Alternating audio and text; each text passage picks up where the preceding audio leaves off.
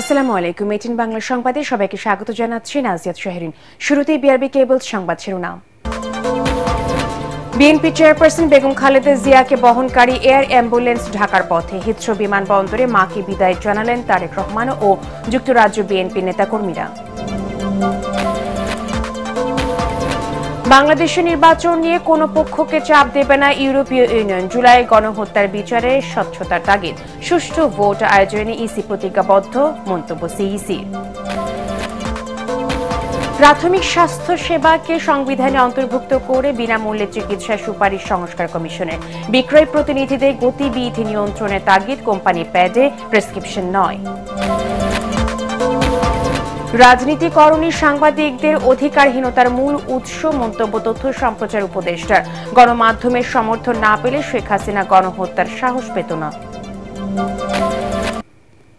শুনছিলেন বিআরবি কেবল সংবাদ শিরোনাম, এবারে বিস্তারিত। চিকিৎসা শেষে লন্ডন থেকে ঢাকার পথে তিনবারের সাবেক প্রধানমন্ত্রী ও বিএনপি চেয়ারপারসন বেগম খালেদা জিয়া লন্ডনের হিথ্রো বিমানবন্দরের পুত্র তারেক রহমানের কাছ থেকে বিদায় নিয়ে কাতারের আমিরে পাঠানো বিশেষ এয়ার অ্যাম্বুলেন্সে দেশে ফিরছেন তিনি। সফর সঙ্গী হিসেবে রয়েছেন দুই পুত্রবধূ ও তার ব্যক্তিগত চিকিৎসক ডাক্তার AJM জাহিদ হোসেন। মঙ্গলবার সকাল 10:30টায় তাকে বহনকারী বিমান ঢাকায় হযরত শাহজালাল আন্তর্জাতিক বিমানবন্দরে অবতরণ করার কথা। আরও জানাচ্ছেন ইমদাদুল্লাহ বাবু। দীর্ঘ 4 মাস পর লন্ডনে চিকিৎসা শেষে দেশে ফিরছেন আপোষহীন নেত্রী হিসেবে খ্যাত বিএনপি চেয়ারপারসন বেগম খালেদা জিয়া। তাকে বিদায় জানাতে তাই লন্ডনের হিথ্রো বিমানবন্দরে নেতাকর্মীদের এই ভিড়। প্রিয় নেত্রীকে দেখতে দূর দূরান্ত থেকে ছুটে আসেন তারা।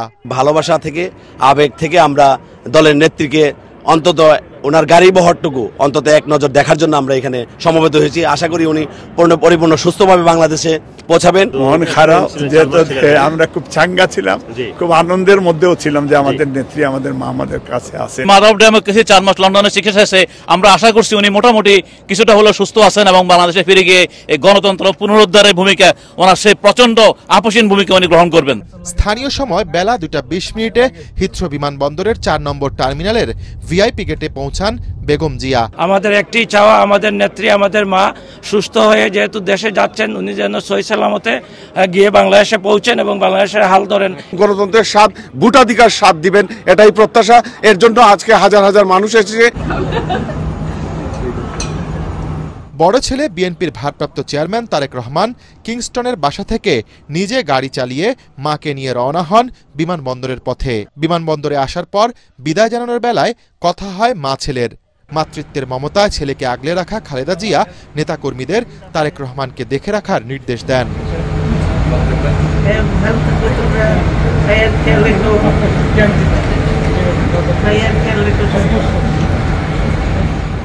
স্বদেশ প্রত্যাবর্তনের এই যাত্রায় বেগম জিয়ার সঙ্গে আছেন তার বড় পুত্রবধূ ডাক্তার জোবাইদা রহমান এবং প্রয়াত ছোট ছেলে আরাফাত রহমান কোকোর স্ত্রী সৈয়দা শর্মিলা রহমান।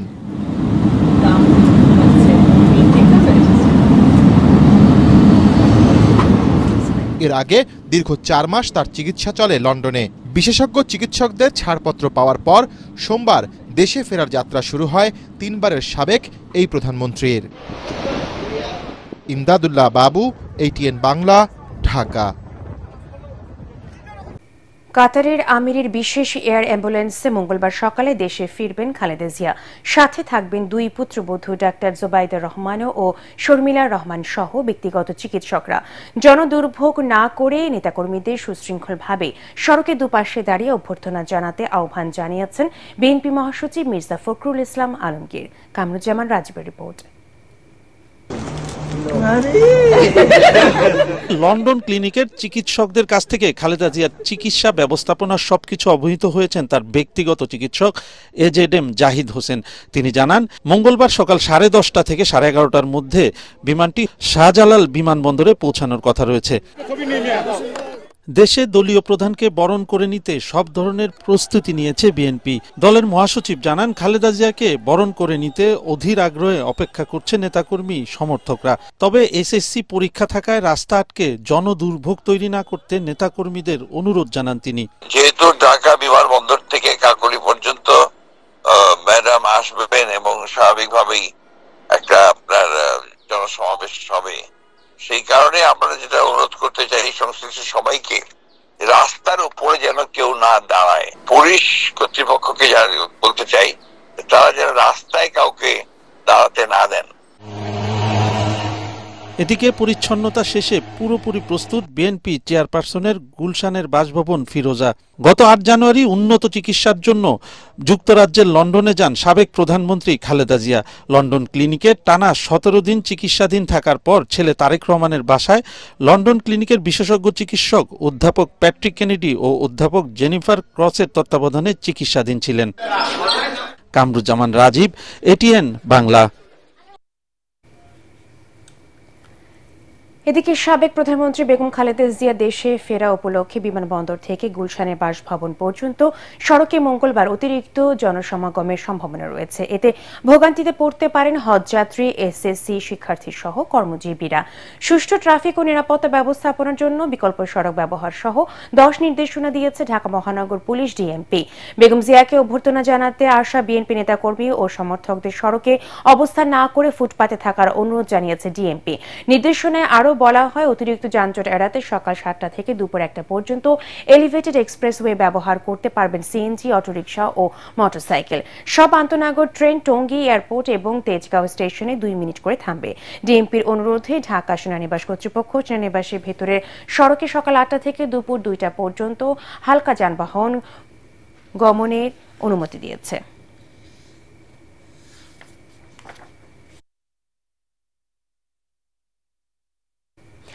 বাংলাদেশের নির্বাচন নিয়ে কোনো পক্ষকে চাপ দেবে না ইউরোপীয় ইউনিয়ন। ভোট কখন হবে তা নির্ধারণ করবে এই দেশের জনগণ, তবে তার সংস্কারও গুরুত্বপূর্ণ। জাতীয় প্রেস ক্লাবে কূটনৈতিক ব্রিটেন সাংবাদিকদের সংগঠন ডি-ক্যাবের আলোচনায় এসব কথা বলেন ইইউ রাষ্ট্রদূত মাইকেল মিলার। তিনি বলেন, জুলাই গণহত্যায় অভিযুক্তদের বিচার হওয়া উচিত, তবে তা হতে হবে নিরপেক্ষ ও আন্তর্জাতিক মান বজায় রেখে। রাখাইনে করিডোর দেওয়ার চাইতে রোহিঙ্গাদের ফেরত পাঠানো বেশি গুরুত্বপূর্ণ বলে মনে করেন রাষ্ট্রদূত। রিপোর্টে জানাচ্ছেন মাহবুব কবির চপল। অন্তর্বর্তী সরকারের সময় যত যাচ্ছে ততই বাড়ছে নির্বাচনের চাপ। ডিসেম্বরের মধ্যে নির্বাচন চায় বিএনপি, এপ্রিল পর্যন্ত সময় দিয়েছে জামাত। বাংলাদেশে নির্বাচন কখন অনুষ্ঠিত হওয়া উচিত এমন প্রশ্ন করা হয় ইউরোপীয় ইউনিয়নের রাষ্ট্রদূত মাইকেল মিলারকে। তিনি বলেন, তারা চান আন্তর্জাতিক মানের নির্বাচন, তবে সময় নিয়ে চাপ দেবে না ইইউ। দেখুন, বাংলাদেশ একটা পরিবর্তিত পরিস্থিতির মধ্য দিয়ে যাচ্ছে। নির্বাচন এদেশের জন্য খুবই গুরুত্বপূর্ণ। আমরা আন্তর্জাতিক মানের নির্বাচন অনুষ্ঠানের ক্ষেত্রে সব ধরনের সহযোগিতা করব, তবে কখন তা অনুষ্ঠিত হবে তা নিয়ে কোনো পক্ষকেই আমরা চাপ দেব না।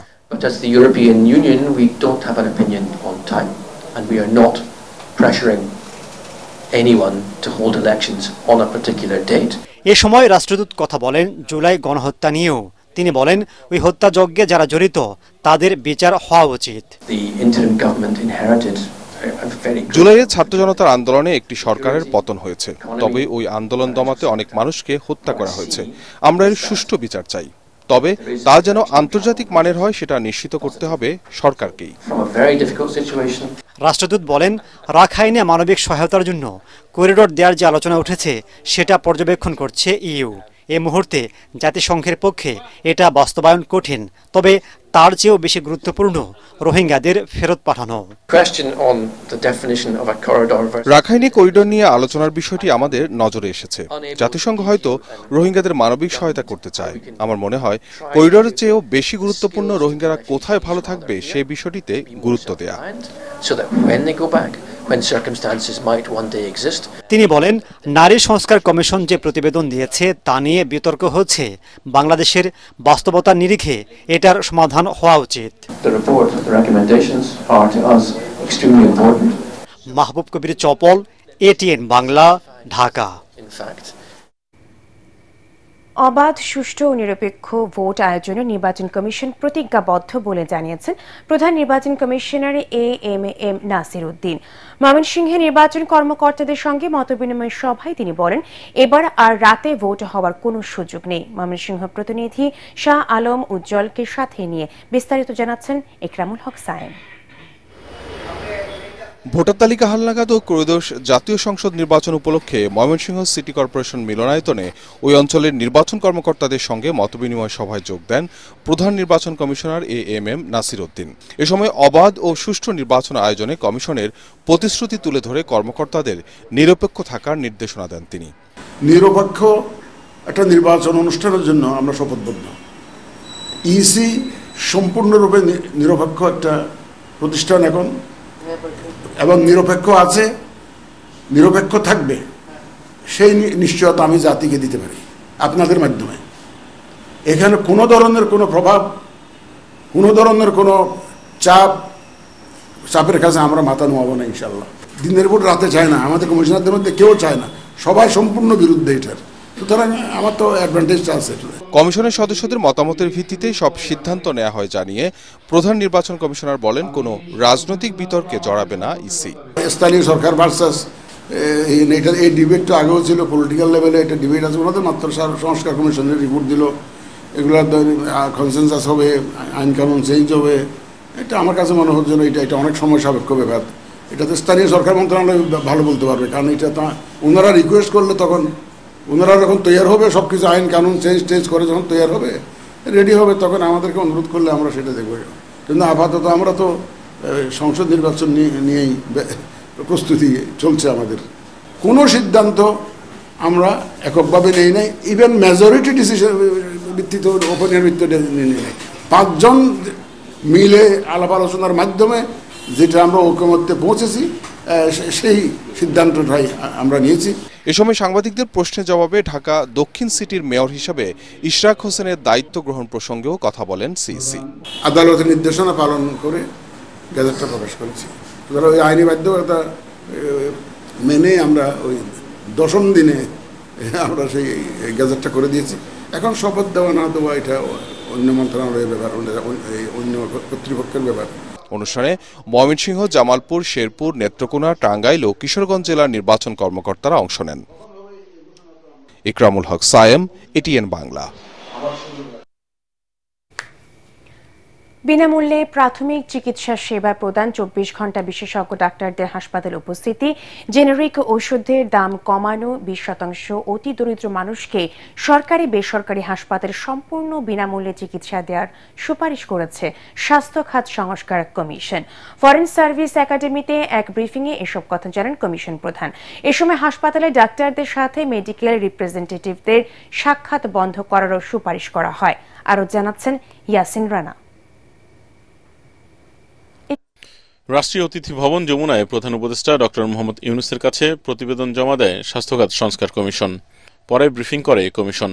এ সময় বিনামূল্যে প্রাথমিক চিকিৎসা সেবা প্রদান, 24 ঘণ্টা বিশেষজ্ঞ ডাক্তারদের সেবাদান, রিপ্রেজেন্টেটিভদের মেডিকেলে প্রবেশ ও ডাক্তারদের উপহার প্রদান নিষিদ্ধ করা, বেসরকারি হাসপাতালে সেবা ও টেস্টের মূল্য নির্ধারণ করে দেওয়ার সুপারিশের কথা জানানো হয়। ওষুধের মূল নমুনা এবং উপহার প্রদান করে কোনো ধরনের প্রভাব বিস্তারের চেষ্টা সম্পূর্ণরূপে নিষিদ্ধ থাকবে। এছাড়া অতি দরিদ্র 20% রোগীকে বিনামূল্যে চিকিৎসা প্রদান, রোগীদের অভিযোগ নিষ্পত্তি করতে ডিজিটাল প্ল্যাটফর্ম চালু করা এবং 90 দিনের মধ্যে তা নিষ্পত্তি করা, সহিংসতা রোধে মেডিকেল পুলিশ গঠনেরও সুপারিশ করা হয়। সংবিধান সংশোধন, এটার জন্য আমরা মনে করি যে এটা করে বিনামূল্যে এটা সরবরাহ করা দরকার সাধারণ মানুষের জন্য। স্বাস্থ্য খাতের আমূল পরিবর্তন করতে স্বাস্থ্য কমিশন আইন, হেলথ সার্ভিস আইন, প্রাথমিক স্বাস্থ্যসেবা আইন সহ 7টি আইন করারও প্রস্তাব করা হয়েছে।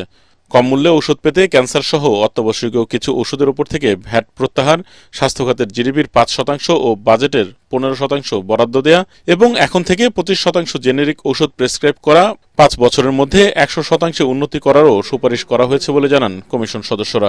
দেশের 20% মানুষ যারা অতি দরিদ্র, তারা সব ধরনের সেবা বিনামূল্যে পাবেন। প্রত্যেকের এনআইডি থাকতে হবে, তাহলে ওই এনআইডি দিয়ে আমরা রোগীকে ট্র্যাক করতে পারবো, তাকে কি ওষুধ দেওয়া হচ্ছে, কোনো বেশি ওষুধ দেওয়া হচ্ছে কিনা, তাকে অতিরিক্ত সেবা দরকার নেই তারপর দেওয়া হচ্ছে কিনা। বিসিএস স্বাস্থ্য ক্যাডারকে একটি স্বতন্ত্র ও স্বায়ত্তশাসিত ক্যাডারে রূপান্তরের সুপারিশ করা হয়েছে।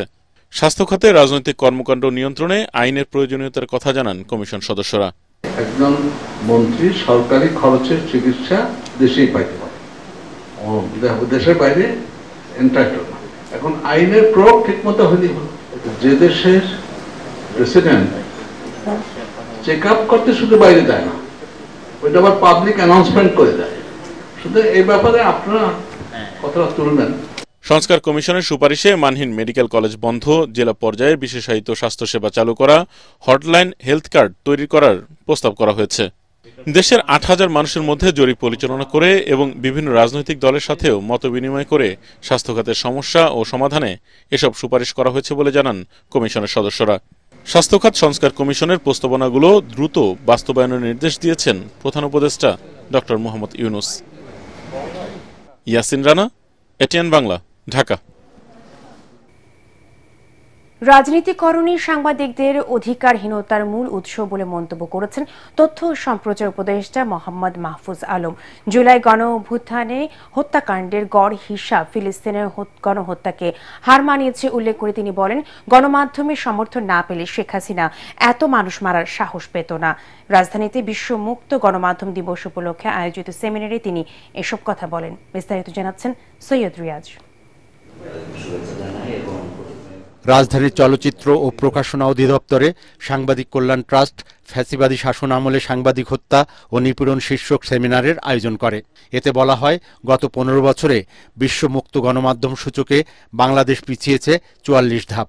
2009 থেকে 2024 জুলাই পর্যন্ত খুন হয়েছেন 61 জন এবং নিপীড়নের শিকার হয়েছেন 3588 জন সাংবাদিক।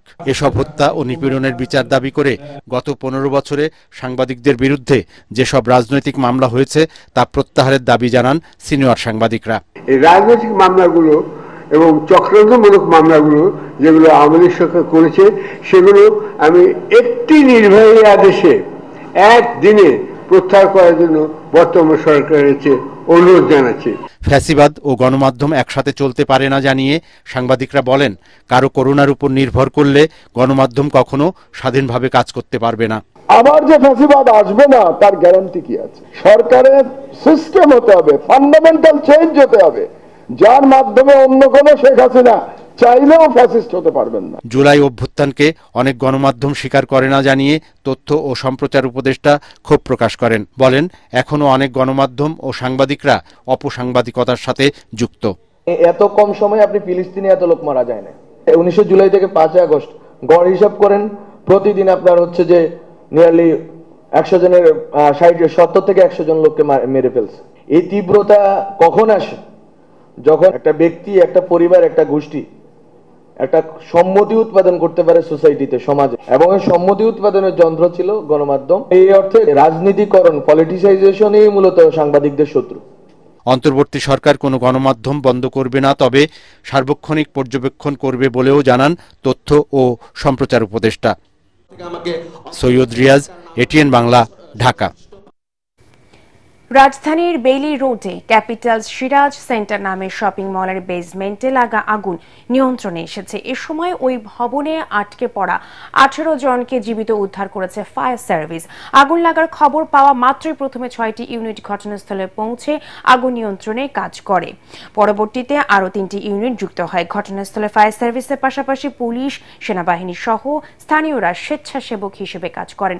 সকলের সম্মিলিত প্রচেষ্টায় 1 ঘণ্টাতেই সম্পূর্ণ আগুন নিয়ন্ত্রণে আনা হয়। তবে এই অগ্নিকাণ্ডে এখন পর্যন্ত কোনো হতাহতের খবর পাওয়া যায়নি। আগুন লাগার কারণে এবং ক্ষয়ক্ষতির পরিমাণ তদন্ত শেষে জানানো হবে বলে জানায় সংস্থাটি। এই বেলি রোডের একটা পুকুর রয়েছে, যেটা গ্রিন কোজি কটেজের সময় আমাদেরকে অনেক সাপোর্ট দিয়েছিল, এবং আজকে এই ক্যাপিটাল সিরাজ সেন্টারকে অগ্নিমুক্ত করতেও এই পুকুরটা অনেক সাপোর্ট দিয়েছে। আমাদের বিশেষ পানিবাহী কিন্তু শেষ হয়ে যাচ্ছিল এক পর্যায়ে। আমরা এভাবে যদি কাজ করতে পারি, হয়তো আমাদের আর একটি মৃত্যু হবে না ইনশাআল্লাহ। খাদ্য নিরাপত্তা নিশ্চিত করতে সমন্বিত কৃষি নীতি প্রণয়নের পরামর্শ দিয়েছেন বাণিজ্য উপদেষ্টা শেখ বশির উদ্দিন। তিনি জানান, আগের সরকারের আমলে ব্যয় করার প্রতিযোগিতা ছিল। রাজধানীর একটি হোটেলে দৈনিক বণিক বার্তা আয়োজিত কৃষি খাদ্য নিরাপত্তা ও প্রাণ প্রকৃতি সম্মেলনে কৃষি উদ্যোক্তারা অভিযোগ করে জানান, কিছু আমদানিকারক ও বিদেশি কোম্পানি সিন্ডিকেট করে কৃষি পণ্যের বাজার নিয়ন্ত্রণ করছে। শরফুল আলমের রিপোর্ট। কৃষি নির্ভর দেশে প্রতিনিয়ত কমছে কৃষি জমির পরিমাণ। চাহিদার বিপরীতে অতিরিক্ত কীটনাশক ব্যবহার করে উৎপাদন বাড়ানোর চেষ্টায় কৃষকরা। তবে কীটনাশক আমদানি ও ব্যবহার বিধি না জানার কারণে এ খাতে হয়রানিও বাড়ছে। ট্রেড অফ কোনটা করব? সম্মেলনে কৃষিবিদরা বলেন, কৃষি ও কৃষককে বাঁচাতে বালানাশক আমদানি কমিয়ে স্থানীয় শিল্পকে অগ্রাধিকার দিতে হবে। ফিনিশড প্রোডাক্টের মধ্যে এগুলো 99% এই জিনিসগুলো নিয়ে পানি দিয়ে এগুলো আমরা আমদানি করে নিয়ে আসছি, অথচ আমরা যারা উৎপাদন করি তাদেরকে জিরো দেওয়া হয়েছে, আর অন্যান্য উপাদান আমরা 35% ট্যাক্স দিয়ে আমাদের আনতে হচ্ছে। ফলে এখানে উৎপাদনটা লাভজনক হচ্ছে না এবং এটা আমদানিটাই নিরাপদ হচ্ছে। যারা এখানে বিনিয়োগ করেনি, কর্মসংস্থান সুযোগ সৃষ্টি করে নাই, যারা অবকাঠামো করে নাই, যারা মেশিন দেয় নাই, দক্ষ জনবল নাই, যার ল্যাবরেটরি নাই, যেটা লাইসেন্স পাওয়ার জন্য প্রি রিকুইজিশন যেগুলো সেগুলো কোনো কিছুই রিকোয়ারমেন্ট মিট না করে তারা এখানে কিন্তু এই সুবিধাটা পাচ্ছে। গরু ছাগল আমাদের রেডি আছে, আমাদের প্রায় 22 লক্ষের মতো উদ্বৃত্ত আছে, তো কাজে কোনোভাবে আমরা আমদানির পক্ষে না, কিন্তু আমাদেরকে চাপ দেয় কোনোভাবেই না। এটা আমি মনে করি যে এটার জন্য চাপ সৃষ্টি করা হয়, সেই চাপটা কিন্তু এখন অ্যাম্বাসেডররা চলে আসে এবং তারা এসে আমাদের উপর কথা বলে। কৃষিবিদরা বলেন, কৃষি জমি রক্ষায় এবং নিরাপদ খাদ্য নিশ্চিত করতে আলাদা বিশেষায়িত কমিশন গঠন করতে হবে। আন্তঃমন্ত্রণালয় সভা হয়ে গেছে, আরেকটা আন্তঃমন্ত্রণালয় সভা করে পাবলিক কনসালটেশনের পরে আশা করি মাস 2-3 মধ্যে কৃষি জমি সুরক্ষা আইনটা আমরা পাশ করে দিতে পারবো। এই যে এন্টায়ার ফুড বাস্কেটের ভ্যালু প্রায় 30 লক্ষ কোটি টাকা, এটা থেকে যে অর্থনৈতিকভাবে লাভবান হওয়া এবং এই সম্পদের যে একটা fair distribution to the population, how do you do that? এইখানে syndications of fair mind and syndication of fair policies দরকার। কৃষি খাদ্য সহ সরকারের বিভিন্ন সংস্থায় তথ্যের গরমিল সংশোধন করার তাগিদ দেন বাণিজ্য উপদেষ্টা। এই প্রোগ্রামটা সপ্তাহ 10 দিন। শরফুল আলম, এটিএন বাংলা, ঢাকা। আল আরাফা ইসলামী ব্যাংক অর্থ সংবাদ।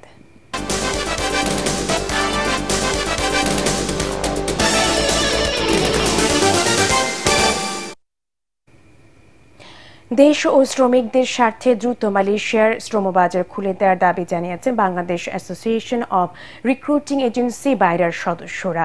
রাজধানীতে প্রবাসী কল্যাণ ভবনের সামনে এক মানববন্ধন থেকে এ দাবি জানানো হয়। তাদের অভিযোগ, একটি কুচক্রী মহল প্রতিপক্ষ দেশের স্বার্থ রক্ষা করতে বাংলাদেশের শ্রমবাজার ধ্বংসের অপতৎপরতা চালিয়ে যাচ্ছে। এ সময় সদস্যরা বলেন, সরকার যে পদ্ধতিতে শ্রমবাজার উন্মুক্ত করবে তা যথাযথভাবে অনুসরণ করে কর্মী পাঠাতে সর্বোচ্চ সহায়তা দেবে রিক্রুটিং এজেন্সিগুলো। রিপোর্ট করছেন মুশফিকুর রহমান। বাংলাদেশের জন্য সৌদি আরবের পরই মালয়েশিয়া দ্বিতীয় বৃহত্তম শ্রমবাজার। স্বল্প খরচ ও সহজ শর্তে বাংলাদেশি শ্রমিকরা যাতে মালয়েশিয়া যেতে পারেন সেই দাবি সহ অন্যান্য শ্রমবাজার দ্রুত খুলে দেওয়ার দাবিতে মানববন্ধন ও বিক্ষোভ করেছে বাইরার নেতাকর্মীরা। দাবি এক থাকলেও দৃশ্যত দুই ভাগে মানববন্ধন করেন বাইরার সদস্যরা। এ সময় একটি কুচক্রী মহল মালয়েশিয়া পাঠানোর নামে সিন্ডিকেটের মাধ্যমে বেশি টাকা হাতিয়ে নিচ্ছে বলে অভিযোগ করেন একটি পক্ষ। আমাদের দাবি হলো আমরা সিন্ডিকেট চাই না, সবাই যার যার মতো ব্যবসা করে। অনিয়ম এবং দুর্নীতিটা কিন্তু শুরু হয়ে গেছে। দুর্নীতির একটা আখড়া, সেই পদ্ধতি কি করে এই সরকার অনুমোদন করতে পারে? অন্যদিকে একটি বেসরকারি সংস্থার মাধ্যমে অ্যান্টি সিন্ডিকেট নামে একটি প্ল্যাটফর্ম তৈরি করে দেশের ভাবমূর্তি ক্ষুণ্ণ করার অপচেষ্টা চালানো হচ্ছে বলে দাবি করেন আরেক পক্ষ।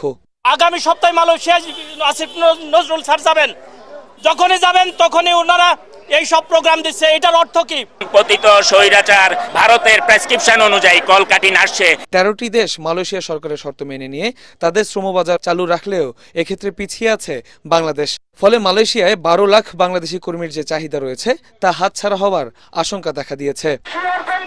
মুশফিকুর রহমান, এটিএন বাংলা, ঢাকা। সাভারে পরিবেশ বান্ধব চামড়া শিল্পনগরী গড়তে কোরবানির ঈদের আগে এই শিল্পের বিদ্যমান সমস্যা সমাধানের দাবি জানিয়েছেন ট্যানারি মালিকরা। বাংলাদেশ ব্যাংকে গভর্নর ডক্টর আহসান এইচ মনসুরের সাথে বৈঠক করে এই দাবি জানায় Bangladesh finished leather goods and footwear exports association ও বাংলাদেশ ট্যানার্স অ্যাসোসিয়েশন। এ সময় সংগঠনের নেতারা বলেন, ঈদে কাঁচা চামড়া কেনায় নতুন করে কম সুদে ঋণ বিতরণ করতে হবে। কোনো অবস্থাতেই পূর্বের ঋণের সাথে এবারে বিনিয়োগকে সমন্বয় করা যাবে না। খেলাপি ঋণ ও ট্যানারির মামলা জট কমাতে গভর্নর অর্থ উপদেষ্টা নীতিগত সহযোগিতাও চান তারা। এ সময় বাংলাদেশ ব্যাংকের গভর্নর জানান, এই খাতের অংশীজনদের সাথে আলোচনা করে সমস্যা সমাধানের উদ্যোগ নেওয়া হবে। ব্যাংক ঋণ দিলে এবং ওই যেটা বললাম অনেকের কেস আছে, অনেকের খেলাপি হয়ে আছে, এগুলো ঠিক করে দিলে চামড়া কিনা যাবে আদারওয়াইজ চামড়া কেনাটা খুব কষ্ট হয়ে যাবে। হ্যাঁ, চামড়া নষ্ট হবে, চামড়া পড়বে, পরিবেশও নষ্ট হবে। এবারে খেলার খবর।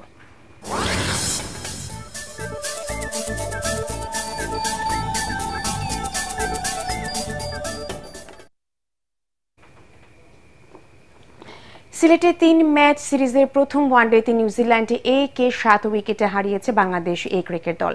সিলেট আন্তর্জাতিক ক্রিকেট স্টেডিয়ামে আগে ব্যাট করতে নেমে 48 রানে 5 উইকেট হারিয়ে 16 ওভারের মধ্যে ব্যাটিং বিপর্যয়ে পড়ে কিউবিরা। সেই বিপদ আর কাটিয়ে উঠতে পারেনি তারা। তাতে 34 ওভার 3 বলে 147 রানে গুটিয়ে যায় সফরকারীদের ইনিংস। মূলত 8 নম্বর ব্যাটার ডিন ফক্সক্রফটের 72 রানের ইনিংসে মান বাঁচানো সংগ্রহ করে নিউজিল্যান্ড। 3টি করে উইকেট নেন তানভীর ও খালেদ। জবাবে 27 ওভার 2 বলে জয় নিশ্চিত করে স্বাগতিক দল।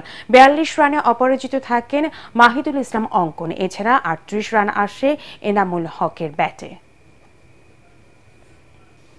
শেষ করার আগে বিআরবি কেবল সংবাদ শিরোনামগুলো জানিয়ে দিব আরো একবার। বিএনপি চেয়ারপারসন বেগম খালেদা জিয়াকে বহনকারী এয়ার অ্যাম্বুলেন্স ঢাকার পথে। হিথ্রো বিমানবন্দরে মাকে বিদায় জানালেন তারেক রহমান ও যুক্তরাজ্য বিএনপি নেতাকর্মীরা। বাংলাদেশের নির্বাচন নিয়ে কোনো পক্ষকে চাপ দেবে না ইউরোপীয় ইউনিয়ন। জুলাই গণহত্যার বিচারে স্বচ্ছতার তাগিদ।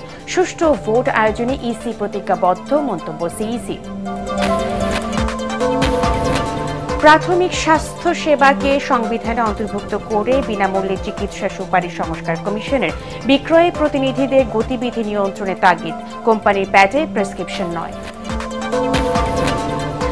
রাজনীতিকরণে সাংবাদিকদের অধিকারহীনতার মূল উৎস, মন্তব্য তথ্য সম্প্রচার উপদেষ্টা। গণমাধ্যমের সমর্থন না পেলে শেখ হাসিনা গণহত্যার সাহস পেত না। পরবর্তী সংবাদ দেখার আমন্ত্রণ জানিয়ে এখনকার মতো শেষ করছি। 18 বাংলা সংবাদ ইউটিউবে দেখতে ব্রাউজ করুন youtube/18 বাংলা নিউজ। ধন্যবাদ সবাইকে।